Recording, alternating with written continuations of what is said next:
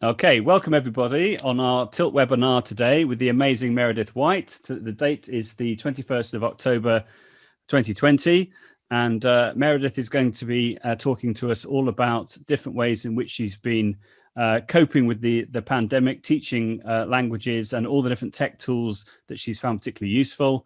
Meredith and I have never met face to face, but I've been following her avidly on Twitter and through various places, watching webinars and what have you. And I know that we're in for an absolute treat this evening. So I'm really, really thrilled that you said yes to this, Meredith. It's fantastic. So over to you all. If you could introduce yourself, tell us a bit about your context. I would imagine most people probably are from the UK in the audience. Feel free to say where you're from. But for those people that haven't heard of you before, can you just give us a snapshot of what you've been doing? You could maybe mention that you did a keynote very recently at Flank 2020. And all the other things you've been doing. So over to you, Meredith, and thank you so much for agreeing to do this. Yeah, absolutely. Are you kidding? Yeah, who says no to Joe Dale? Come on, you share and do so much. Can you imagine? Thank you. No, of course. And I had seen previous ones that you'd advertise. Yeah, so I was all in. I teach just outside of Atlanta, Georgia, so southeast, like a southeastern area of the U.S. And I'm in a very large school. It's like those Russian dolls that just keep, like, I am in a large school, in a large district, in a large county. So everything is just big here. My classes are typically 30 to 36, and my school has about 3,300 students. And in my district, we have almost all of the high schools, unless it's like specialized, is also equally as large. And we are in a district of about 185,000 students, 141 schools, and about 12 to 13,000 teachers. So there's just a lot going on here all the time. So it was really weird when we decided I didn't make the decision. When the powers that be decided what they were going to do because of our size. We are in a metro area, and so lots of different circumstances, lots of different issues, pros, cons, whatever, kind of the whole nine. And we ended up, our district, and here the counties are the district. In some other places, I believe you had Heidi Trude recently or in the past. Yeah, that's right. And so where she is, it's also the same. Like a county is a district, but she's in Virginia. And so when you, like, from Virginia down, you see that. Most other places like New York or the Midwest, it's like a district number 7 kind of a thing. But ours is our county, and our county has about 1 million residents, and it's about 20 square miles. So lot to take into consideration. And what we ended up in deciding, or what they ended up deciding, was a hybrid model. So students / parents / guardians had the choice. And for our school, about 80%, 75 to 80% of our school chose the virtual option, which I was surprised by. And then about 20 to 25% chose the in-person. So what that means, and I was telling Joe before this, what that means is I'm in my classroom, obviously, I have like 5 to 8, like between 5 and 10 kids in front of me, and then 25 to 35 online and on Zoom. So it's been a lot. It's been a very interesting experience. As Joe mentioned, I recently gave the keynote or a keynote address for North Carolina, another state near me, next door. And or as I say to my husband, like, to the right, and he just rolls his eyes. He used to be a pilot, so he's like, ugh, east. I'm like, yeah, whatever. You just go up a little bit, up and over. And so we kind of commiserated on some things, because this experience has just been really bizarre. And again, I hesitate to say that, like, no one's self-actualizing in a pandemic, obviously, but there have been some pros. And I keep my little, like, notebook here on my desk, so when I think of something else that I'm hoping we keep doing later, I can keep track of it. So we've done some pretty cool things for kids, I think, that I now wonder, why the heck weren't we doing that before? But some other things, I just cannot wait for them to no longer exist in my life. The two simultaneously has been very tricky to manage. And ultimately, I think, it's not so tricky to manage in terms of planning as much as it is in the moment. And I just focus on the zoomies, and I kind of ignore the roomies. And I don't mean for it to, but it's also the roomies kind of just like do their own thing and they get started on the work independently. And I don't know that they need me because the work has a lot of me in it. So I'm going to show you what I mean by that. And I'm going to focus on two of my favorite tools, which are Formative. One of them is Formative, and the other one is Instagram.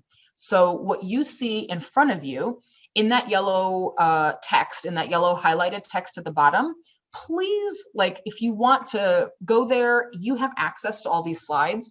And when I leave the show here to be able to sort of show you some things, you can see that it's an entire slide deck. It's a resource that came together in a couple different ways. We recently did something called a World Language Collaborative in basically the region. It was all teachers like in the southeastern part of the US. And Heidi Trude was one of them. And I put together sort of my survival strategies for this like hybrid and virtual environment. Again, I'm just kind of focusing on Formative and Instagram for these. But if you have any other like questions or you're intrigued by anything else, everything that you see is available either in the speaker notes or directly linked on the slide. And they kind of run the gamut from organization to just some technology resources that I just am going to use repeatedly. And this is like slide, what you're seeing now, I want to say is like slide somewhere in the middle-ish. And you can see it's the same little burgundy rectangle at the top. This is planning.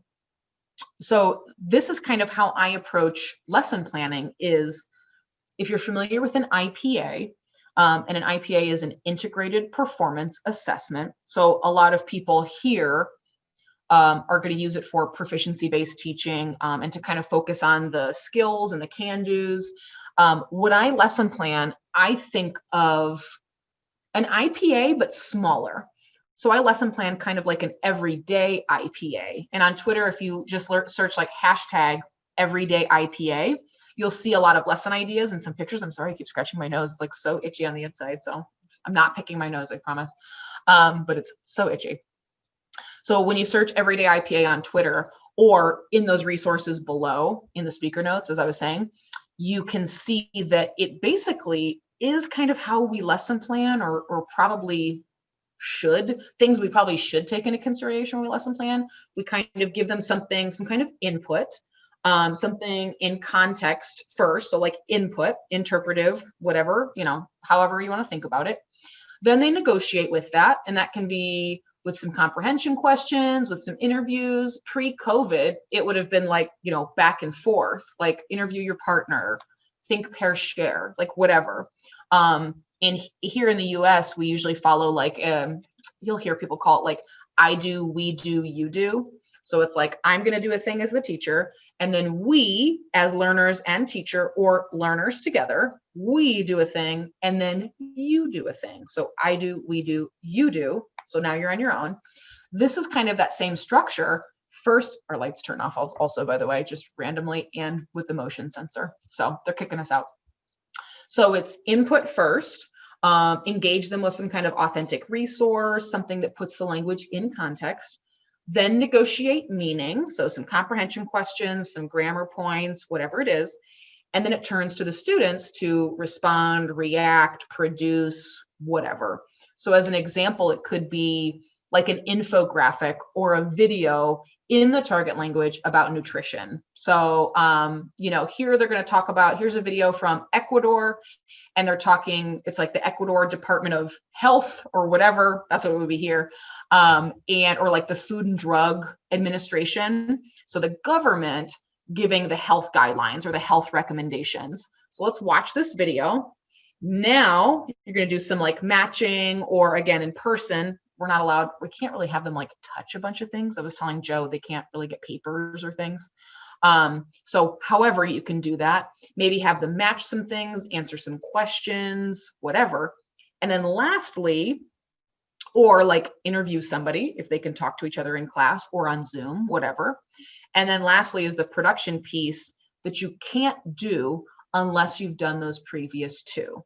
Meaning the production piece for that example might say, I'm going to use my pointer here, might say, okay, watch this video from Ecuador, or look at these Instagram posts. Now, answer the following comprehension questions, do a little like matching, categorize some vocabulary. Third, either write or speak about, like, compare yourself. Third could say, do you eat healthy? Like if you were like as an Ecuadorian, if you were in Ecuador or according to the Ecuadorian government, do you have healthy eating habits? And, what do maybe you need to do, or what could you do better? What could you change?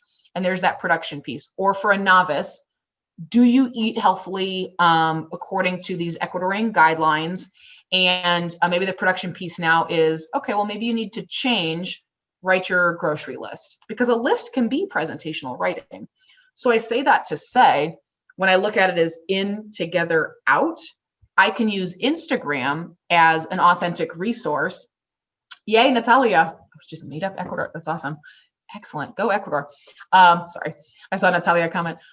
So I can use an Instagram post. Then I can have them engage someplace else, like Edpuzzle or Go Formative. So Instagram and Go Formative are going to be my focus here. And then they can either in that Go Formative or wherever, then say something, or produce or respond to. So I'm going to hit escape here. And when I think of, so the first thing you think of, yay, okay, y'all found it. I was so hoping that link still worked. I never, you get nervous when you make like a short, a shortened URL. You're like, please still work later, because if not, oh my God, nobody has the actual, the actual share link. So here's the full document. You can see this was the World Language Collaborative that we did. This was last Saturday. And so please take all of these things. These are, of course, like ACTFL. And Joe, I know you said you guys had the equivalent, but I forgot. These are our core practices. So kind of where we get the standards and all the, can-do statements and all those lovely things from. We get them from there. And then here's where we were on slide 11. So I'm going to look at them in this order. I'm going to show you Instagram for language learning. And then we're going to pop into Go Formative, and I'm going to show you some examples. If you want any of these examples, just put it in the chat, because I've got it open here. Like, oh, I'd like that one while we're in it, because what I have to do is, I could just pop all the links in the chat, but I may just do that. And then if you can just make a note to yourself of what the date was of the one that you want a copy of. The ones I can share most readily are currently in our food unit, and they are novice based, but you can always change the content. So if you don't teach Spanish, you teach French and you just want to change the Spanish to French, beautiful, but keep the images, no problem. And so maybe I'll just share them all, because you can do that too. So for Instagram, Instagram just as a social media platform, I told Joe it'd be like a la mode, because you can really do, as a little play on words there, you can really do every mode in Instagram, depending how you want to negotiate that. So within Instagram, I'm going to go here. This is our Instagram handle. If you have an Instagram account, go ahead. You can follow us if you want. It's public. And so you can see everything I post. If you don't have an account, you can still see it, but you will still need to create like even just a blank non-account. You don't have to follow anybody. You don't have to connect it to your contacts. You don't have to do anything with it. You could literally just follow one or two accounts, never engage with anyone, and move on. Totally, totally fine. So this is us. We are PRHS Spanish. This is my school, Peachtree Ridge High School. It means I can never get fired, because I will have to change all of my social media, and that will be very upsetting. So love my job. Don't fire me, anybody. Maybe that's why they turn the lights out. So under our profile here, you're going to see two things happening. You're going to see the stories, these up top, and this is a phone app. I'm sorry. This is like if you're just on the iPhone. I'll show you my example as an iPhone. So right in the middle there is going to be the icon. So you've just got the little Instagram icon, iPhone, Android, whatever your pleasure. And once you've got the app, you'll see that you have some options, such as, let me go down. Okay. So you'll see at the bottom there, if you download it, and if you don't have it previously, if you do, you can, just tinker around. but there's a little magnifying glass where you can search. And so that's where you would find accounts to follow. So it might be, I like to follow tourism boards, like Ecuador. There literally, some of them in Spanish will just be like, visit Chile. And all of their posts are in the target language, but not the name. Or, Ecuador tourism, things like that. That a lot of brands will say, for example, like Netflix Latino America, or Netflix, France, and those kind of things. So brands, like major services, I guess is what I would call, like YouTube, Hulu, Amazon, Netflix, all of those kind of things, any kind of entertainment, as well as celebrities. But I'm careful with celebrities. I would rather, like, as a Spanish teacher, I would rather follow like El Corte Inglés, the department store, instead of like a person, only because America is very like conservative and weird about stuff. And we are here in an area where a lot of people are either really like laid back, no problem, or they're like, how very dare you? And they're like, really? So we're in class, like, as their teachers, I'm like, have you seen your kids like Snapchat today or their TikTok? Like, super inappropriate. But yet you're mad that I showed, a picture with some wine in the background or something. So hasn't happened to me in a really long time, but I know colleagues it has.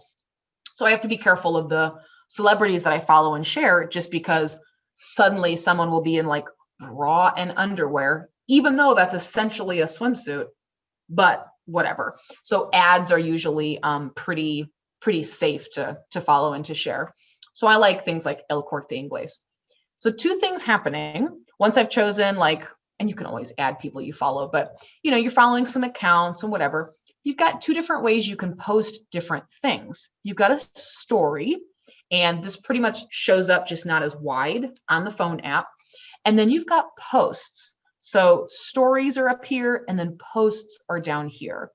I like the posts to be just still images and things that I just kind of want students to see and to read and to think about. There's nothing like, I don't post updates there, nothing of like, hey, first block, check out this, but I know, or like first period, but I know I have colleagues who do that. And so down here is also more of like announcements, like instructions. I think that's great too. That's just not really my zhuzh with the class Instagram. Mine's more like pictures, getting them. For example, if I click on this one, this is a recent one. Where do you, also, hey, we got native speakers on here. Let me know if I worded this funny. I debated with en donde encuentras for like 5 minutes. So help me out. My intention was like, where do you find peace? Are there people, places and people in your life that make you think, feel gratitude, and just keep going? For me, my house with its like light and colors is like a place of tranquility, place of calmness. And I appreciate every day. Everything is already hard enough. We need to eliminate like chaos where and when we can. I'll be waiting for like any kind of corrective feedback in the chat, because I didn't run it past any colleagues. I was just like, post, whatever. But en donde always trips me up. So things like that, where it's just sort of me kind of posting as I would like personally, but it's in the language. So obviously keeping things like appropriate, and I'll put it back up there in case it took a second, unless there is no need for corrective feedback. And then I'm quite proud of myself. I feel like with, could I just ask a question, Meredith? If that's okay. So we haven't had any questions so far in the chat, but I was just wondering, could you maybe clarify how you're using Instagram in relation to I mean, are the students aren't following you, are they, in relation? Yes.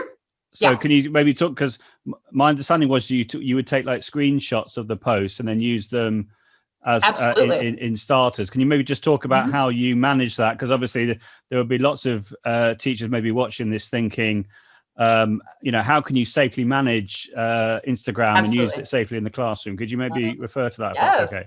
Totally. So yeah, exactly. Thank you. So you've got, like brands I mentioned would be awesome for screenshots, and I'll show you a couple of examples. And then for my own account, as a person, they follow the class page. So when you follow somebody on Instagram, whoops, hold on, I made you go away. I made the chat go away. Come back. There we go. So when you follow somebody, they don't automatically follow you back. Meaning, like, unlike it's like Twitter. Facebook is not that way. If I follow, like Joe and I like friend each other on Facebook, it's mutual. But on Instagram, it's like Twitter, where I might follow him, but that doesn't mean that he follows me necessarily. So kids follow our class Instagram, but I don't follow them back.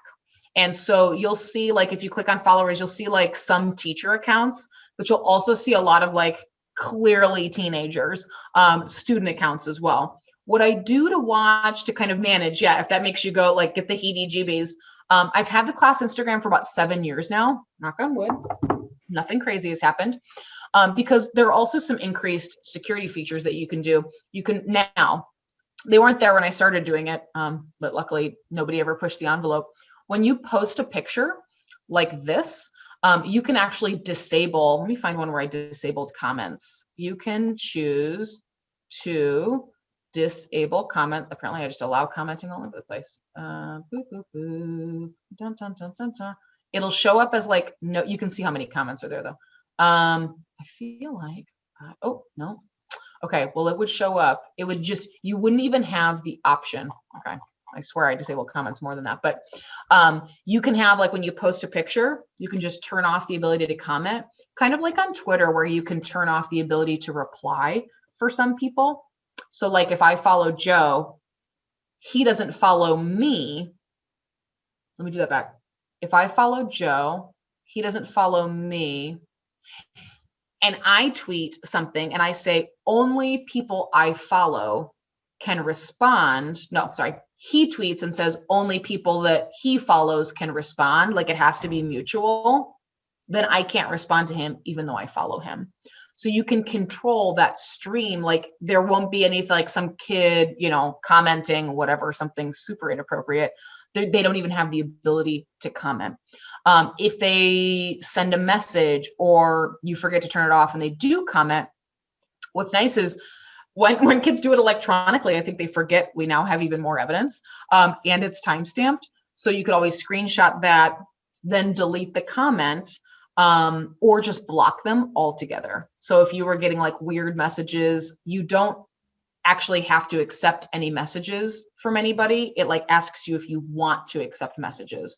So you have I have a lot of like safeguards to where if I don't want to interact with students, I don't have to. If you just want to make a blank account that like doesn't even have your name, it just says like Yorkshire Spanish, or it just says random characters like 555, so you just make it a number so it's totally anonymous.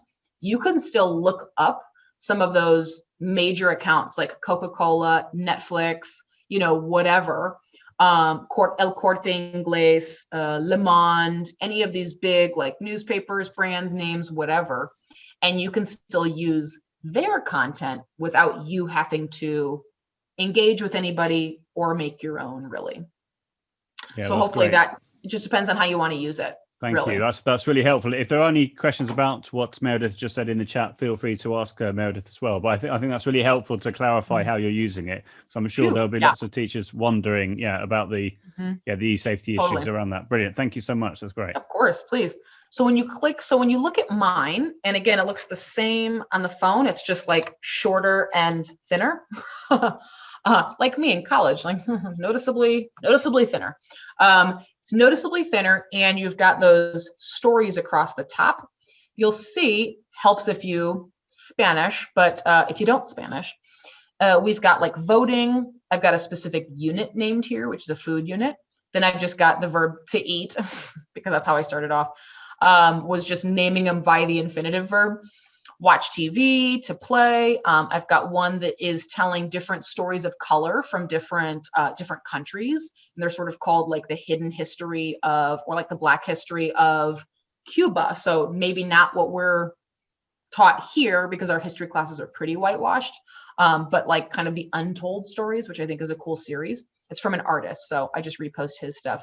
And then like level 1, unit 1, I can keep scrolling, and on your phone, you just like swipe over a little bit and you can see I've got like teaching, a couple of different units, and so on and so forth. And they just keep going. Apparently I have a lot. and then still images down here with captions in the target language. So what students can do, and I don't think it'll show up here. Okay, well not, because my computer is in English, but my phone is in the target language. So, and just the phone typically has more options. So let's say we use that same chair picture. If they're following an account that's in the target language, or if they're following your account and you're posting in the target language, which I would think would be the objective, students get, and you can't see it in the browser, but you can see it on my phone there, they get a little C translation button, which is pretty cool. It doesn't look like it, it just looks like text, but it's actually like a clickable hyperlink. And so it almost becomes like a little reading comprehension in the moment, where they're like, okay, ¿en dónde encuentras la like, very few, we obviously there are students and adults who would just go view translation, like see translation, but many of them will still skim over the message and go like, oh, okay, colors, novice students, right? They're looking, going, I recognize house, people, house, colors, tranquil, eliminate. They can then click see translation, and it very roughly, loosely translates that whole same message. So if they're just being nosy or curious, they could just hit see translation, but many of them will try it and then check. So it's like an instant comprehension check, which is cool. It'll put it in the language of their device. So I have some kids who I was like, well, click see translation, not realizing their phone was like in Urdu or Arabic. And then I was like, I can't help you with that. Like, what does that say that says? And then we kind of had to go back and forth. So that was kind of funny. So if for your like multilingual students, of which we have many, that part's really interesting. Like the kind of cross languaging, where I'm like, okay, you put how did it translate the Spanish into Korean? Does it make sense? And they're like, yeah, kind of. And then in English, we're like, no, yeah, that's it. Okay, great. And we move on. So I find that really interesting too. So for them as consumers, interpreters of the information. So let's say you wanted to, you found an authentic post. Let's look up El Corte Inglés while I'm talking about it. Let's say you want to follow. So can I just check, Meredith? Are you sort of setting these as tasks for that the children have to do, or is it like extra reading for them to do if they're interested? Thank you. Yes, that thought like crossed my mind, and then I forgot about it. So what I used to do in the past, I'm not sure why I stopped. I think just because I did it. When was the last time I did it? Probably last year, until like March. So I've just like, was every time, let me go to a different tab and I'll show you. When we have our differentiated warm-ups, so my warm-up or my anticipatory set options, they always have 6 options and they choose 4 to do. And so I always had 1 in the past. Now they just have 6 options, which are obviously, as you can see, questions to respond to. But what I used to do was option 6 was respond to any picture on Instagram, or respond to like today's story. And that was a really like low pressure way, because it doesn't require every student to have an account to follow the class. So if they think that's weird or creepy, whatever, then they just don't choose option 6.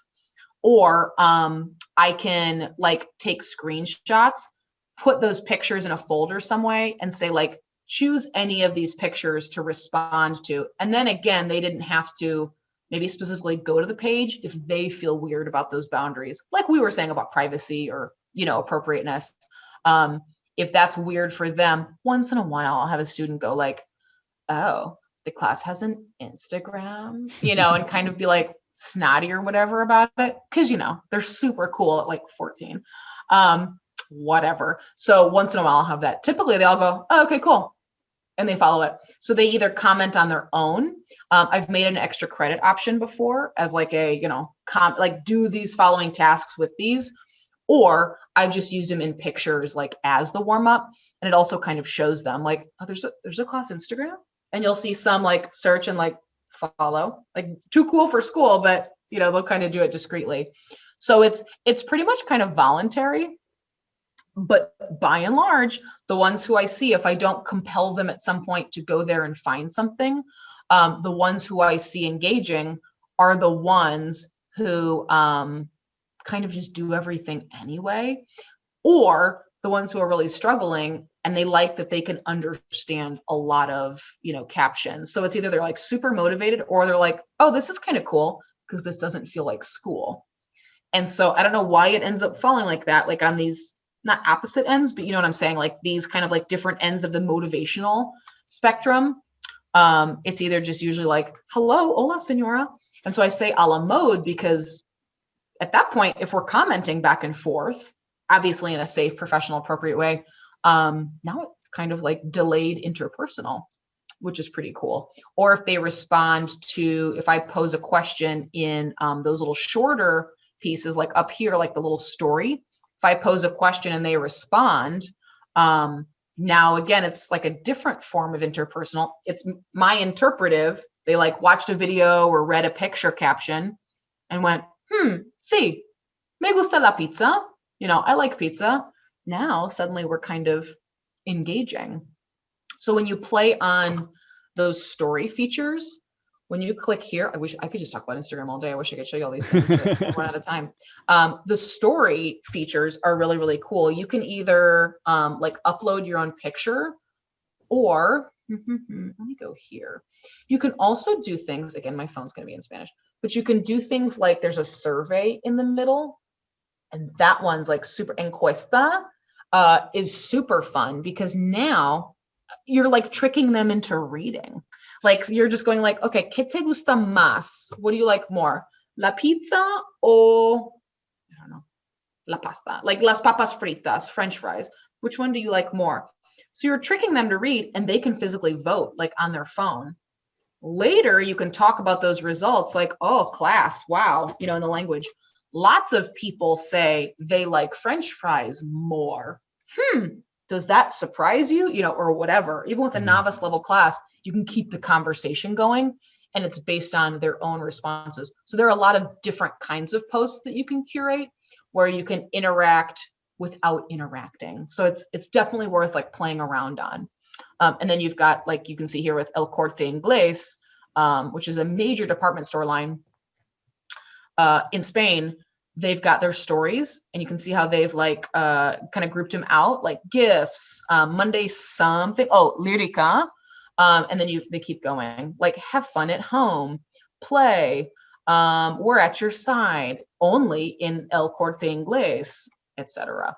And so those are like their stories. I'm going to click on one and pray that it is appropriate. Juegos, surely, right? This is like Googling in front of the class. You're like, That's right. Yeah. to the gods of teaching. Okay. Yes. Thank goodness. So it's like, keep it, let's see, boop, boop, boop, boop, boop, super cute. So yeah, it's like hold down and discover, what house you belong to. So Instagram also has these features where it'll put stuff over your head. Like it'll put like, it has all these filters that you can play with. And some of them will say like, how old are you? What cheese are you? What was the one I did last night? I was super annoyed. I did one. Oh, it was like karaoke. There was a little microphone, and it reeled like a bunch of song options. I'll show you. It reeled a bunch of song options like above your head. So it's like picking a song for you. And that's me saying, I have no idea what this song is saying. And because I knew none of them. So as I believe it was, Olenka, I have a different Instagram account for like Spanish, like for school. And then my personal one, that video was on my personal one. So all in English and just me laughing. But you can do those same filters on a class one. I like to keep them separate. The only tricky part is when you switch accounts, like you kind of just tap. So like the top one's mine, eat, drink, and be Meredith. Isn't that clever? Okay. And then the bottom one is PRHS Spanish. Yay, 40 followers. Is that you guys? So I click between those two. You just have to be really careful which one you're posting to. So if it's like, oh, we had a few glasses of wine, let's post on Instagram. Don't do it. Don't ever do it, because suddenly you'll realize I've never done it, but I've like almost accidentally clicked on the wrong one before. Yes, Olenka, exactly. Like, have a few different accounts, because otherwise you're like, woohoo, cheers, chin chin, and it's like, crap, like that's the wrong account. Like, oh my God, well, my students know I'm fun, but like, oh my God. So I keep them totally separate. And I know some people are just like, oh, they can follow mine. Absolutely not. Like, no way. So I have too much fun for that. But you can do all those different like filters, and they think that's hysterical because the age ones are always way off. It says like 12 or 112. What cheese are you? Who cares? Like, but it's really, really funny. So the filters and the different like interview things, just a different way of engaging one way. So again, they kind of take in your content, but you don't have to like be in a weird position to see anything of theirs, to have to like report stuff. Like, like I would never followed a kid back. And some of them, it's funny. We've had, like I said, we've had the account for 7 years. And so some of these kids are like 25 now. And it's funny to watch them like comment on stuff like, oh, senora, still up to the same stuff. I'm like, thank you. Extra credit for you. Or like, you look the same. How have you not aged? I'm like, oh my God, thank you. It's the filter. But like, also, I can't go back and do a grade change form, Johnny. But if I could, I would, and it'd give you 100 because good for them. So they still follow the page, which I think is kind of funny. And, or they just forget to unfollow. And they'll comment from time to time or go like, oh, I still remember some Spanish. Like I understood this whole thing. I didn't even have to translate it, hit that little button. So super cute. But if you've got brands down here and you're literally just teaching, like, let's say you're just grammatically looking at, okay, hold on. What if I give it a sec? There we go. Okay. Let's say you see this, I didn't realize it was a video. Let's see if you realize you see this post from Corte Inglés and you're teaching, what's the word I'm looking for? Like comparatives. Like I'm just looking, all I saw was that photo. Let's go away from that video. That's a lot. This is it. Let's say all you want is más de 600 marcas, like more than 600 brands. Because you're teaching the difference between más que or más de. So you're pulling out some of that grammar. Well, introduce it in context. If you've got más de versus menos de, menos is kind of a cognate if their first language is English. So you could, if it were a photo, I don't know the video, if you could screenshot this, there's your intro for más de instead of más que. So maybe you have this example and then you make up a couple of others and show, have them kind of guess, like discovery. Why is it de? Why is it not que? What's the difference? Same thing here. What's really cute is like if they've got a post, let's pick, oh, that looks like, oh my God, they have specific, I've only ever seen people do like the plate method. This is fancy. I do need this. Thank you. Bookmark. Boop. So you can also say, just doing a little casual shopping here. Hope you don't mind, Joe. My God, like, have you ever seen, I need to get out more. Anyway, I could bookmark this for myself later. And so if you want to save things to post or to use, again, one that I didn't look to see if it was a video, but you could just screenshot that and then say like, oh, use it for almost any level and just change up the task or just use the caption.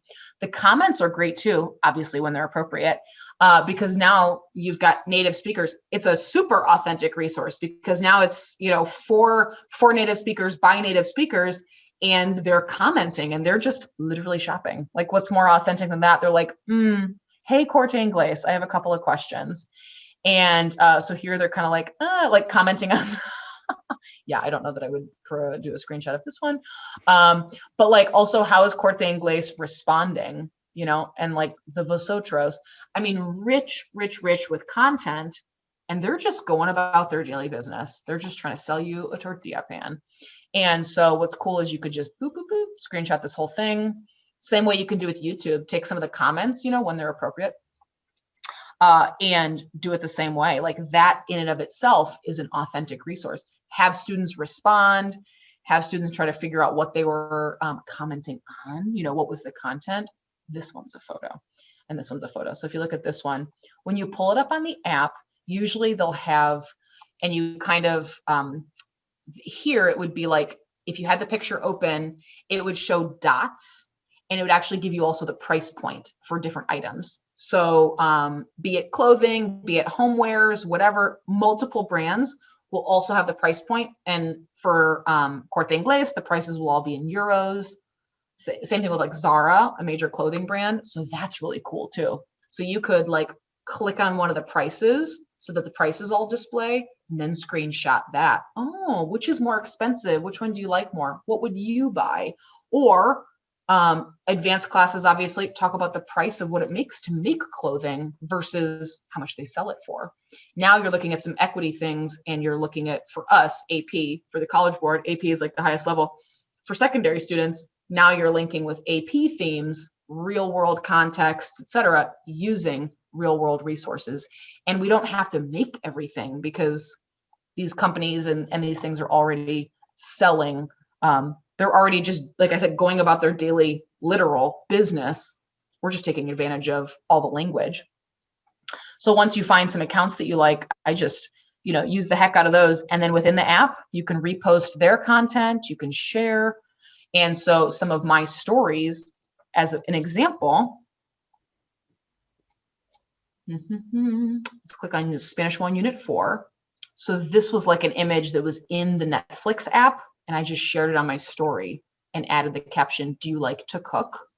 So again, it's worth fiddling around. We could do like a 4-hour workshop on like all the features, but you can't go wrong. And if nobody's following you, just hit all the buttons. You can't break Instagram, because you can add lots of captions to things once you've got like a photo of it.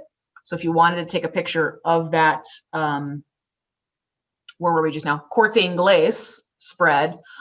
You can then scaffold it however you want. You can add like, boop, little text box, arrows, whatever. So you can, like I did here, I was like, I don't know that they're going to like have any idea what this is, but I know this week in Spanish 1 Unit 4, I posted this a week ago. We're talking about the verb cocinar, preparar comida, cocinar, cooking, as opposed to just like comer. They usually learn to eat pretty quick, but for some reason, to cook is usually harder. I also made my own videos that were me just stepping out in the hallway and talking about what I like to eat. And it's unflattering. And talking about a number of things there, the input that I wanted them to have, but like couldn't find the perfect resource to do. So I just made it myself. Why not? And because Instagram's so fast, it allows you to do that. In the speaker notes, you'll see there should be an Instagram slide of that same slide deck. And you'll see in the speaker notes, if it's not there, I'll add it, that the app I used for these captions is called Clip-O-Matic. So Clip-O-Matic turns that listening, which is great, into also like a simultaneous reading. So once I did it with the Clip-O-Matic app just on my phone, like out in the hallway, you can see I'm holding it. Then I just uploaded it to Instagram. That was it. So it gives, like Susan said in the chat, it gives them access to us using the language, to authentic resources in the language. And so, they love us sometimes, and they love our content sometimes, but they're not just like actively seeking all of these different, like, where can I get more Spanish in my life? I was, because I'm a word nerd. That's why I'm a Spanish teacher. Like, I love this. I live for this. But we are not normal. We're weird. So we just have to own it. And if we can, it's that if Muhammad won't come to the mountain thing, if we can bring the mountain to them and go, hey, these shoes on Corte Inglés kind of look like your style, Gabby. What do you think? And she's like, oh, really? Oh, that's cute. 30 euro. Is that a lot? What's the euro? And then all of a sudden she's Googling the conversion rate. Yes. Like, bam, got him, and then you just kind of walk away like, hooked ya. And then she might be kind of curious about some other things or, whatever. So it's just a way to get content to them in a way that's very low stakes. So if you like require that they go to it, I think that would be kind of hard. Only because, it's social media, and some people might say, what, you're making my child go to a social media page. But as an added bonus, the consequences are natural. The ones who engage are going to end up, doing better and performing and a little bit further on their path to proficiency. The ones who don't haven't lost out, but I find that there's not as much of a connection with them sometimes because, which is fine. But there's just a different thing when Gabby comments, oh, me gusta, on something with like heart emoji. I'm like, I just love you. I think you're great. And thank you for validating, that I'm putting content out there, and that I'm, as your teacher, I'm used to being vulnerable, but this is like an added level of vulnerability. So like, thank you, student. And you can also see that I used Clip-O-Matic to tell them how I ate my husband's Chinese food. Accidentally, didn't know he was saving it. Hold on, wait for it. Oh, just me. Probably. Okay, so that was me eating said Chinese leftovers before I realized my husband was really looking forward to them all day. I didn't know. So I narrate, I'm like, ta-da, just hanging out on the couch, relaxing. What a time to be alive. Until my husband walked in and was like, hey, where's that leftover chicken? I don't know what you're talking about. And so as I was recording for my students, he walked in the room, and that was pretty funny. So I'm like scaffolding here with the caption. They don't know me. So he's like tinkering in the kitchen. He's literally looking for it. Mm-hmm. It's delicious. I don't know.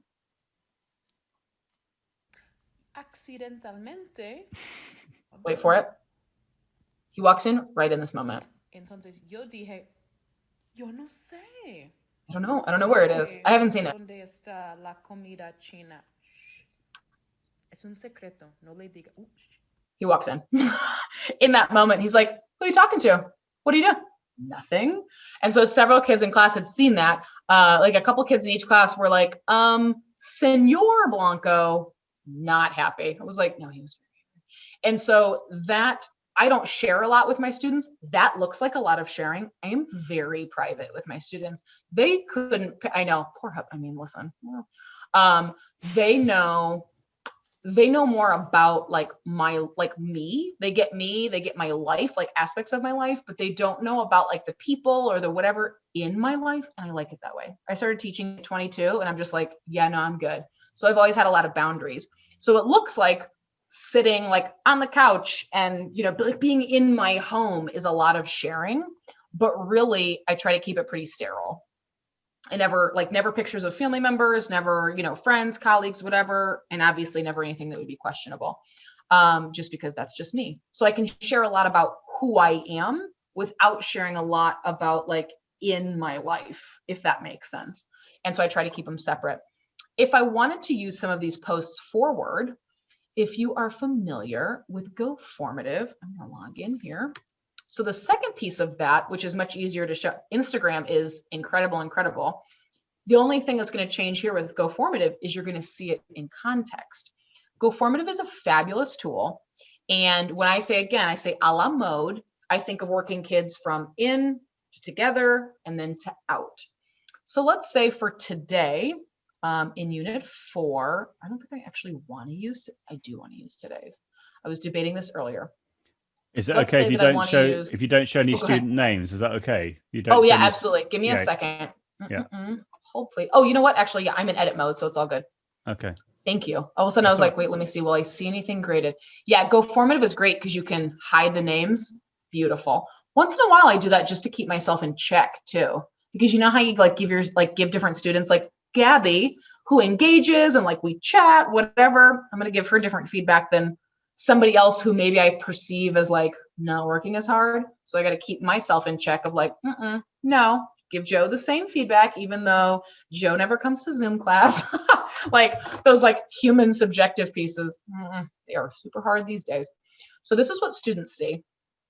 So let's say that in Go Formative, I want them to have like we would have a lesson plan experience, but I'm using this as like what I would have done in class pre-COVID. We would have done, you know, some kind of interpretive, get like some kind of input. And then like, again, think, pair, share, some kind of card game, manipulatives, comprehension questions, whatever. And then the last piece being like, okay, now let's take that and let's write about it, or let's speak about it. Let's make a video, let's whatever. Because like 80% of my students are now virtual, I can do all of that in Go Formative, also worth exploring and free to sign up for. You can later decide if you want like the premium. I think it's worth every penny, but you get quite a few features with the free, I believe. I signed up too soon to tell. I was like, oh, I'm in. Because what you can do is you can, especially for virtual students, but for me also in person, especially if they have access to a device, you can embed all of the things that you would have had them engage with normally or that you'd like to. So I've got here the instructions. This is what students see. I've got Embedded, our unit Quizlet set, and it tells you all how to do that. Like they have really robust instructions for Go Formative once you sign up. Then the first question says, okay, let's narrow it down. Like, let's make sure we know what we're listening for or looking at. And so they drag these. So you can see this is obviously not pasta, it's a slice of pizza. And all I've done is insert emojis. You can do like an emoji keyboard on your Chrome browser, or I like Emojipedia. So it's sort of like encyclopedia, but emojis, Emojipedia. I like those for just copying and pasting. So I want them to match up these foods that I mentioned in the video they're about to watch, but like just to check for comprehension first, not afterwards, but first going, let's make sure we know that like pasta is pasta, pizza is pizza. And so they're able to categorize this vocabulary. Florence, I have the paid version. They couldn't take my money fast enough. Literally, like, and I also got the side eye from Senor Blanco. Didn't care, ignored it because worth every penny. So they match up some vocabulary. Then they're going to watch that clip-domatic video, which I embedded. You can embed it from Google Drive, or I also sent them to Instagram, like however they can see it. Our students, with their school permission, sometimes can't see things on Google Drive if I embed it. So I just also put it here as a YouTube video, but that's like 3 steps too many. So if it's just a screenshot from Instagram, you can just insert it as a photo right here. So if I wanted to, let's say Instagram, I'm going to click, where was El Corte Inglés? I think they're just at El Corte Inglés. Yeah. So let's say for funsies that I think this, whatever, caption is great. I'm going to use snipping tool because I'm on a PC, and I'm going to take a little screenshot of that. And wherever I save that, so I'm just going to save it as like Joe. I'm going to save you on my desktop, Joe, so I remember to delete you. I'm going to save it. What I can do in Go Formative is, if I've got that screenshot from that celebrity or that brand or that company, I can have them interact with that by clicking the plus and then embedding an image, inserting an image from my computer. And I saved you to my desktop, and there's Joe. So there you go. So if I have that screenshot, they never have to interact with me on Instagram. They don't even have to know that I'm on there. I can just totally like mooch, just take from Instagram, take, and never give back. So they could look at this example, like read the caption, and maybe these were like clothing items beforehand. Now read the caption, and now they can interact with some comprehension questions. Who is probably the audience of this ad? Whatever. Is this price? How much is this in euros? Whatever gets them just, again, engaging with that resource. I had a little pronunciation practice in here. You can add audio. They can add audio. You can do literally anything in Go Formative. So you can have them go back and forth just like they would with a partner, either interpersonal questions, or like for my virtual students who I get nervous or never like saying the things out loud. I do once in a while just have some like dictation things or some repeating things. I know it's not the most communicative language teaching at all, but also if they're not participating on the Zoom, they're doing all their assignments. I don't know that they're ever speaking any Spanish, and I want them to. So I don't mind a little repeaty. And then at the end, now they're going to speak their own likes and dislikes. They heard about mine. They negotiated with some of the comprehension and the questions. Now take those same sentence frames that I used and put it in the context of their own situation, of their own dietary preferences. Or for the clothing, now, what do you like to wear? Do you like the style of Corte Inglés? Why or why not? Whatever. And I've embedded a flip grid. So you've seen several of those tools that we hear a lot about in language teaching, like Quizlet and Flipgrid and, yada, yada, yada. In Go Formative, you can put them all in one form, assign it, and then view their responses all at once, grade them like all at once, see them working live. You can do a lot of these things really beautifully that keep me from going like website to website to website. Now I had to do that when I created things, but it doesn't mean I have to keep checking Flipgrid, or like, I don't even check Quizlet to see if they do it. So they can do it or not. But again, natural consequences. sorry, when you don't know your vocabulary, when you just wrote everything with Google Translate, when you just, I don't know, what are we supposed to do at that point? So the consequences are natural. And then I added some bonus content on Edpuzzle at the bottom, which again, I'm not going to check later. It's just formative. Let me see. Lawrence says, can I embed a link to go formative into Teams? Oh, interesting. I don't know that I am familiar enough with Teams. So I'm thinking like a Teams call or like a team, like if you're using Teams to chat with your students, what you can do is once they, like if you're in class and you're like, okay, go here now, if I'm reading you correctly, what you can do is you can get a hyperlink. Like once you've created an assignment, it'll give you a link, or everything just automatically populates once they have an account. So like I don't ever have to individually send my students any kind of go formative links. Once they've joined our class, they're going to see this just like I see all this, but without all of the like teacher controls here. So like they just see them pop up with these same names, which I put as the date, if I'm interpreting that correctly. And so once they join the class, I think what Laurence means is Microsoft Teams. Can you embed this into Microsoft Teams? So if that's your learning management system, I don't know. Yeah, you can embed them. The only way we use Teams is like for the chatting, right? For us. So can you use Teams as an LMS? I didn't know that. Ooh, is it good? Well, with Microsoft Teams, you can obviously share resources, you can upload multimedia. So lots of people are either using Microsoft Teams or Google Classroom. But it's like a page. It's not like, oh, weird, interesting. Channels. You've got channels, haven't you? In Microsoft Teams, you have different channels. So your channel is like a class. And then within that channel, you can then share. Fancy. Yeah. So people are always looking for tools that can be integrated within. Yeah, totally. You can embed it wherever. My experience with Teams is literally now I'm a little bit upset and I hope somebody can hear me. The only feature we have access to in Teams is the instant messaging. Right. Like, isn't that strange? Like, so you can, if I'm hearing you right, like if it were like an LMS or like a page of some kind. Yeah. So basically like each channel is a class and then you can then upload all the things we're talking about, like upload PowerPoints or whatever, all into your channel. Yeah. So you're just using it for chatting, like a back channel. Is that right? Yeah. All we're using it for is like an instant message, like this, like the what do you call it? Like the Zoom chat. That's all we can do with it. Wow. Okay. So my understanding is from what you're showing us here is that you're using formative at the moment, i.e.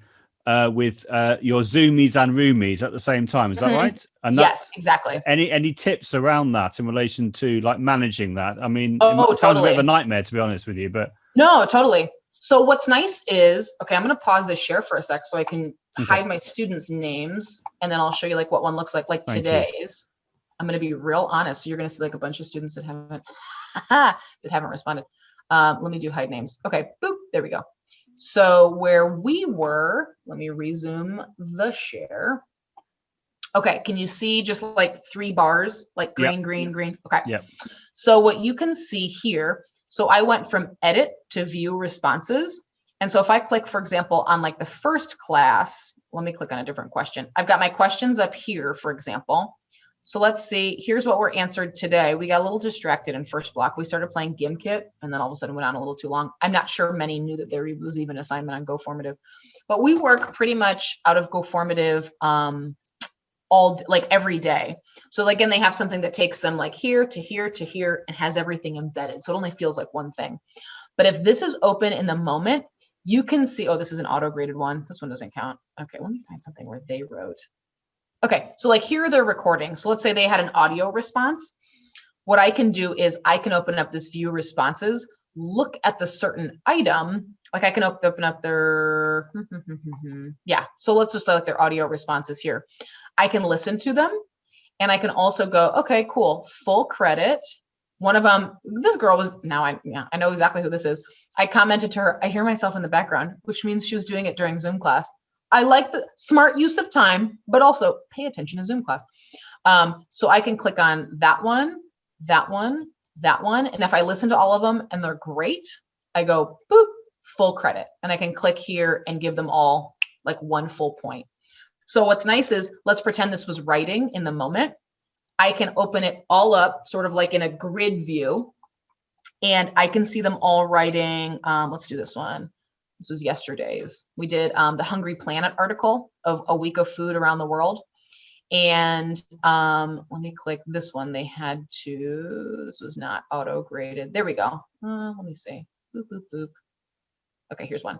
So I can click on this one, scroll down. Hold on, it was hide names. They must reset. Sorry, X that part out. That's all right. You can see, it was a fake class. The names aren't real, to protect the innocent. So you can see some, like no response. Hello. But anyway, I digress. That's a separate session. And then others, in the moment, the words were populating. So while we're on the Zoom call, I can go like, oh, Joe, yeah, make that plural. So me gusta, or that's plural, it shouldn't be. Me gusta la pizza. Or, oh, do you want macaroni and cheese? Yeah, you're right. That isn't on your vocabulary. Let me tell you how you would say that. And so on and so forth. So you can see them writing in the moment, and again, do that thing where you also grade, like, okay, yeah, these 3, 8 out of, 0.8 out of 1, or just like full, whatever your system or your rubric is. And then what's also really nice is these are all set to close. So like anything this week, except for that top one, the 19th, 20th, 21st, 22nd, those are all set to close Friday at 2:10. So for my students, they have one classwork grade for this week, and I'm taking their highest. Ideally, they would have multiple options for me to choose from.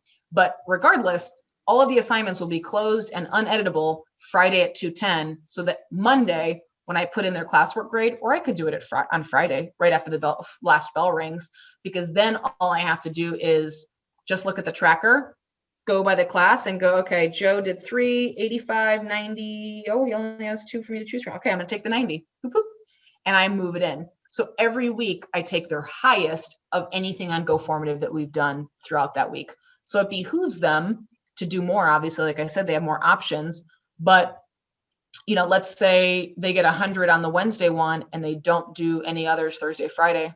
Okay, great. I mean, like, what are you going to do at that point, especially virtual students who I've never met? That's not the hill I'm going to die on. I just have to hope that I'm creating enough material that it's easy enough and accessible enough that they're going to obviously try. And if they've only gotten like 80 to 85, well, I'll try for something harder if they're higher. If they're satisfied with that, okay, because the consequences are still going to be natural. They won't do as well on the quiz probably, or the test. They won't be as prepared. And my documentation piece, which we're big at here in the US, I don't know if you guys are too, my documentation piece, therefore, is, well, you've only done, a portion of our everyday daily work. So I don't know why you're surprised or want to, surprised at your scores or whatever, because you're not really engaging fully. And if you're someplace where their attendance is based on their participation, that makes that even easier, because you can see them in the moment. Like Joe didn't even log on. He's not even answering any questions. He's just on the Zoom and he's walked away from his phone. Or you can give them live feedback in the moment, and they find that really valuable as well. We got some lovely comments in the chat there. Yeah. Sure. Sabine, can I just ask as well, so are you using Formative as like your main structure for the lesson? So you try and put everything as much as possible in a set of activities of that particular lesson, and therefore they always know where to go, and then they work through the activities, and then you grade them accordingly. Is that right? Exactly. Our LMS is called, and I'm just gonna pull it up real quick. Our LMS is called eClass. So students, like, their launch page is to start, and usually pretty much the lesson plan will say join Zoom class, and then go Formative, finish anything for today, and then go from there. Or go ahead and try the quiz. It's not due till tomorrow, but give it a shot. We have to post our lesson plans in 3 ways, do this first, do this first, do this, first, second, third. And so usually that second and third piece will just be, in Go Formative. So like you said, I can put everything in there, and then it's not like 8 places for students to go. Like, first go through the Quizlet set, then do this, then answer these questions, then go to Flipgrid. They can do all of it in one, and it kind of just feels like one assignment. So these are like the lesson plans that we have to post. So we have a learning management system, but it's not as robust. as Go Formative, to be honest. And I pretty much, like I said, just post it as today's Go Formative because I mainly work out of there. Yeah. Yeah, that's brilliant. Exactly. That's absolutely great. So Go Formative, I mean, it is free, isn't it? But then you're going premium. I think the audio. But this is so option- interesting because it's the use of the Instagram and the ELT, and also the use of the Go Formative. This is a new tool I have never tried. So maybe in 2 weeks, I am going to try this new tool. I love using different tools here in teaching. Bye. Okay. All right. Okay, that's okay. Normally we don't just like butt in, as it were. It's fine. But if you want to ask a question, could you put the question in the chat and then ask it whether you can unmute your microphone, if that's okay? Just because it might throw myself or Meredith if you just sort of like suddenly grab the microphone, if that's okay. But thank you for your question there. I think that was the question, wasn't it? Brilliant. Okay, so we're glad you like them. Yeah, absolutely. Yeah, sorry about that, Meredith. No, please. So would one of your main bits of advice be that if you're teaching in a hybrid context, you've got your zoomies and roomies, which is an expression I love. I'm gonna have to nick that. I think obviously I credit you, but but would you say having either say Go Formative or Hyperdocs or some sort of document whereby you've got all the activities all in the one place? Because I can remember asking the languages community in the UK about their top tips around remote teaching. One of the things they said was make sure you got everything in the one place, be it in a Google Doc, Hyperdoc, Google Classroom, what have you. So that's what and I would have thought, particularly if you're teaching hybrid, that must be essential to manage it. Yeah, absolutely. I tried it. My mentality is the fewest clicks possible. However few clicks I can get them, the more likely, the two are sort of like inversely related there. Like the fewer clicks, the more likely that students are going to engage in the material. Yeah. I can't imagine if every faculty meeting had like, open this, do this, now go here, do this. I would be like, nope. Leaving the Zoom call now. I mean, even sometimes, confession, I'm totally at school, but my door was closed. Like even sometimes in our faculty meeting when it's like, okay, go to breakout rooms now, I just leave the call. Like, and I'm fairly extroverted, but oh my goodness, like when we force participation, now there's stuff in life where it's going to be like, sorry, Joe, suck it up, put a smile on and participate. But if we can get students to if we can force them into fewer situations or fewer clicks or, whatever, to me, that's a win because a Go Formative, you can do about half of it. Go, okay, I'm going to come back to it tomorrow. Responses are all auto saved. And so they can come back, finish it. And then I can see in that tracker that they finished it. And I was like, oh, Joe, thank you. Okay, great. I'm going to go back and check your, I see that you added on. Great. And it's really easy to see that way. For me, worth every penny. And so I can share any of these in the chat, any of these links. What you do is if you've got a Go Formative account, the link I share is like a clone link. It's called a clone link. So it just copies it into your account. So this is an example of like in, together, out, where I took some screenshots about voting in the target language. Snapchat was sending messages like just from like Snapchat, like the application about voting. And I thought, oh, that's pretty cool. So the kids like read about voting. This was like level 2 or 3. You look at these authentic messages from the Google like Doodle, basically, and then Snapchat about voting, since we have an election coming up. Sure, you haven't heard. Get me out of here. And so I'm coming over to you guys. And so then they do a little like matchy from the picture. They check out this tweet, do the same thing, matchy. Check out, I believe, speaking of Ecuador, I can't remember where I got this graphic. It says at the top somewhere. Anyway, but it's about voting as well. Authentic resource, and then they respond. So it's like negotiate, and then produce. So in your opinion, is it important to vote? Why or why not? Is it important to fill out the census? When will you turn 18? Do you plan on voting? And then I inserted, you can also insert any documents you already have. So I took the voting document, the registration for Georgia, my state, and in Spanish, and uploaded it. And now they're responding audio wise, if in their opinion, it's difficult to register oneself to vote. So putting it really, this is just like bonus at the bottom, but putting it in that in, together, out kind of format, but all in one place. Fewer clicks, more responses has been my experience. That's amazing. We've had a really fantastic question in the chat, if it's okay, from Anais. Yeah, which is please. how do you manage to engage the students that are in class at the same time as those that are online? I have a friend who is really struggling and would love some tips. What would you say as a response to that, based on your experience? I would say I hate that they're struggling. The friend is struggling. I would say to prioritize. The etymology of priority is really interesting. For like 400 years, it was a singular. And then in the last 100 years or so, at least in English, we've started making it plural. And I find that really fascinating because we hear it all the time. Admins, like, hopefully they can't hear me or see me, kind of, wouldn't that be fun? How'd you get fired? Joe Dale asked me. No, they're yakety yakking at us all the time, about self-care and to prioritize and, pick your priorities. But you can't pick your priorities. You can just set your priority. And so for me, the hill I'm not going to die on this year, another one, not going to die on many hills this year, is having students engage with each other in terms of roomies and zoomies, if that makes sense. Mm-hmm. I've prioritized my engagement with them, so kind of that teacher-centered, only because I'll lose my mind if I try to do the breakout rooms and then you do this activity. If you've got devices, that's a different kind of situation.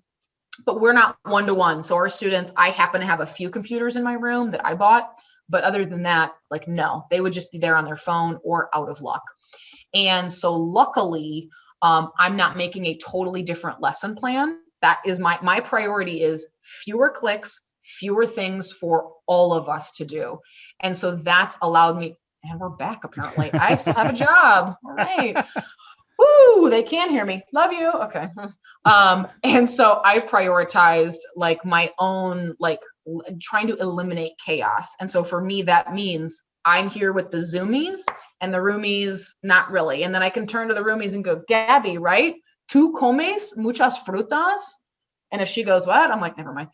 So I really focus on the zoomies because I have more of them. But that's the only way I've been able to keep my sanity, is just focusing on which relationship I'm gonna, really not worry about, but really which one I'm gonna focus on. I would rather they leave this semester, because I only have them for one semester and then I get all new students. I would rather they connect with me every day when they come in, hola Joe, hola Olenka, ¿cómo estás? Whatever. And I can kind of be like Mr. Rogers or reading Rainbow, this is TV basically. And the same thing with the in-person students, we just connect differently. So when we're on the Zoom call for about a third of class, I'm super focusing on them. And then when we end it, the roomies get different attention. I'm checking in. Joe, I noticed you're not on Go Formative. I haven't seen any progress. Okay, right. Get logged in. Great, let's go, because you're a little behind. And beep, bop, bop, bop. So it's almost like focusing attention one place at a time, very intentionally, or very, very obviously, very publicly, not trying to okay, hold on, just 1 second, pasa. And all those kind of things. I'm trying to eliminate any kind of frenzy, if that helps. That's absolutely brilliant. Thank you so much. That certainly in my mind, that's made it really clear now how you're dealing with the whole zoomies and roomies at the same time, having a set of tasks. It's going okay, working at their own pace. But you are, and obviously you've got fantastic engagement with the students. That's brilliant because of all the things that you're doing. I just think it's wonderful. And you'll love all the comments in the chat. Everyone is thanking you for your energy. Fab ideas. Wonderful. Just absolutely brilliant. Lovely. Was there anything else you wanted to share? Or have we covered more or less? No, I think that was pretty much it. The only thing I'll say with the hybrid too is, so that slide deck, if you click on what you're making me think of in slide 13, you also have a link to all of my templates. That's been really helpful for the zoomies and the roomies as well simultaneously, because you'll see some of them as an example. Here's today's anticipatory set. Boop, boop, boop. I'm going to pop this up here. So this is what students see. Okay, so it's 3 screens really, projected and on my computer and on Zoom, it's all the places. This is their warm up today. What do you normally eat for breakfast, lunch, dinner? What foods do you love? Not yada, yada. It's level 1, October, whatever. And we're in a food unit. what's really been helpful in those templates, and of course I screwed it up because I just moved the mouse, but at the bottom, you'll see just 2 text boxes. I can't tell you how much chaos just having what I'm doing and what they're supposed to be doing has eliminated. Like students that would come in the call late or like leave and then come back, or just never come and then come halfway through, whatever. I don't care. Just, hi, good to see you, whatever. It's completely eliminated the like, what are we doing? What am I supposed to be doing? Because it's, imagine coming in late to a meeting, you know, like shuffling in, you're like, oh my God, what's the first thing you do? You're like, what are we doing? To your colleague, you know what I mean? Like, oh my God. Then you look around, like, everyone has a pen. Am I supposed to have pens? Like, oh my God. I'm late for a reason. I do not have my ducks in a row. I don't even have ducks. And so it allows them to kind of slide into the call discreetly and go like, okay, and they can literally, if you're screen sharing, they just look at the screen. I had one today who just got here, which is good. He needs to be here, but like, dude, what have you been doing? You have a 3. Okay. Like grades lower than the shoe size. Okay. This is not good. And he goes, what are we doing? And I was like, it's right there. Like, because it was like, you're like, the Zoomies and I are bonding. So like the instructions are right. They're literally on the board, you know, like big, like huge screen, like a drive-in movie theater. And he was like, oh, okay. And it was like, no shame, no shade, whatever, but like literally says what you're doing right there. I don't think I'll ever, when we get out of this, I'm going to keep doing this every day. I'm going to keep having what we're doing, what I'm doing, what you're doing for the students, because also when admin comes in, what's the first thing they ask a student? So what are you guys doing? You know, and if the students can go, we are categorizing, it's like, thank you. And so that's been really helpful. So you'll see in the templates, please take all of those. You'll see all kinds of different game templates and like daily things like that. Oh my God, take them, make them better. You're so generous. I just think it's fantastic. I'm so delighted that the you know, mainly a UK audience is getting the chance to hear from you, know what your Twitter handle is, follow you, engage in the conversation. It's just absolutely fabulous. Let's collaborate. I'm ready. Yeah, it's amazing. So would you say that by having those templates, that's it's not had a huge impact on extra planning, or how is your planning been more or less what you were doing before as well? Mm-hmm. Definitely what I'm doing. And again, like, I don't say this very loud, but I'm probably a better planner now. Like I'm planning a little bit more intentionally. This all felt very like chaotic. And for me to go, okay, what are they doing? It actually allows me to like eliminate, like delete some activities, because if students are just sitting and listening, maybe we don't need to do that. Like, why am I on a Zoom call if they're, you know, what are they doing with the input? Like if I'm giving them that, what are they negotiating with? What can I give them access to be able, okay, so you're listening to, you know, this, and in a shared slide deck, adding your opinion or something. Like it brings me back to what are they doing? And like, why are we doing this? Because I'm looking at my pre-COVID lesson plans, like slide decks, and then my current. And the first thing I do is like delete, delete, delete, delete, just eliminate stuff that before we were doing because we had to. Like kids are sitting in your room for a certain amount of time. And now online, I'm like, they could do this independently. I could link the Quizlet set. Like this would be something we would do in the last 15 minutes, but like, not busy work, but kind of. And so when I've pared down to just the bare essentials, I found it not much more work just to copy those little, like what I'm doing, what you're doing, or whatever the thing is into each one. And it really makes me reflect like, oh yeah, no, they're not doing much here. I could make that a video instead, delete, or make it audio, you know, and make it an Ed puzzle, or just not do it at all. Also an option. Amazing. I think we'll wrap up there if that's okay, Meredith. Thank you so much for all your sharing. I mean, it's just it's fantastic. Really, really fantastic. You're amazing. You really are. Please. Right. I even brought my tea today. Yeah, brilliant. Yeah, very. Thought it was appropriate. Yeah, I saw when you first announced it on Twitter that you were talking about. Have you got relatives in the UK? Is that right? Or you were talking about going back to your home? Yeah. Mm-hmm. Yeah, my mom's whole site is from. Of course, yeah, my mom's whole site is from Swansea in Wales. Brilliant, lovely. Mm-hmm. Excellent. Okay, if you could stop sharing your screen now, we could give everyone give you a round of applause. I mean, if everyone wants to unmute their microphones, that's amazing, Meredith. Thank you so much. Absolutely. Take it off. Okay, hang on. Right, please only unmute your microphone if you're not in a very, very loud bar or whatever you're, you know. But yeah, anyway, I'm going to give you a round of applause. If other people want to give a round of applause as well, turn on your microphones. That'd be lovely. That was amazing. Thank you so much, Meredith. Really, really Absolutely. great stuff. You're welcome. Thanks for having me. You're welcome. Yeah, and if you want to have a look at the chat, you can just click on the three dots at the bottom under participants and save chat. That's always a really nice thing to do. But yeah, you'll see that lots and lots of lovely comments here. It's absolutely fantastic. Yay, so glad. Lovely. Wow. Yeah, that's been really helpful. It's been really helpful to sort of see the clear way in how you're planning, all the ideas around Instagram. I mean, a few people in the UK now are starting Instagram accounts. There's MFL Insta. I don't know if you've seen that. Ooh, So no. MFL INSTA is a hashtag that some language teachers are using in the UK. Cool.